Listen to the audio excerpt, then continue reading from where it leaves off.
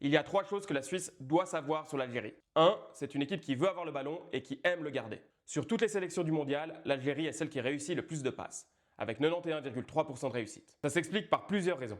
Déjà, Petkovic a organisé une équipe faite pour construire le jeu. Son système de départ est un 4-3-3, mais il a pour principe de toujours créer une supériorité au début des actions. Quand l'adversaire presse avec une ligne de 2, comme la Suisse, il cherche à avoir une base de 3. Ça peut être avec le gardien qui se place entre les centraux ou avec un milieu comme Bentaleb qui descend. Aussi, l'Algérie est une équipe de combinaison, même sous pression. Il y a beaucoup de joueurs à l'intérieur du jeu qui demandent dans les pieds et l'objectif est de répéter des transmissions très courtes dans des espaces restreints. Cela oblige l'adversaire à ne pas être passif et désorganisé, ce que la Suisse a parfois tendance à être. Et puis, si la Suisse a Manzambi, l'Algérie a Maza. C'est le facteur X dans le cœur du jeu. Il n'a pas encore été décisif dans cette Coupe du Monde, mais il est un danger permanent par sa capacité à dribbler dans des zones très denses. Maza est un des meilleurs dribbleurs de ce mondial. Deuxième chose à savoir, l'Algérie est rigoureuse sur les transitions défensives. Puisqu'elle a beaucoup de ballons dans le camp adverse, l'Algérie s'expose. Et notamment quand elle perd la balle avec beaucoup d'espace dans son dos. Mais Petkovic a discipliné ses joueurs sur cet aspect. Et ils réagissent très vite à la perte, notamment ceux qui sont immédiatement dans la zone du ballon. C'est facilité par le fait qu'il y ait beaucoup de densité à la construction. La ligne défensive limite ensuite la casse. Mais il y a là un créneau à exploiter pour la Suisse. Si elle sort vite de la zone de pression et qu'elle transite rapidement,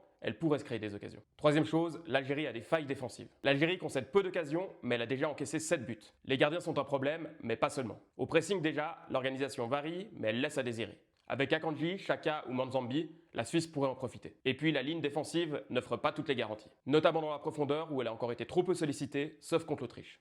La Suisse, clairement, a un coup à jouer.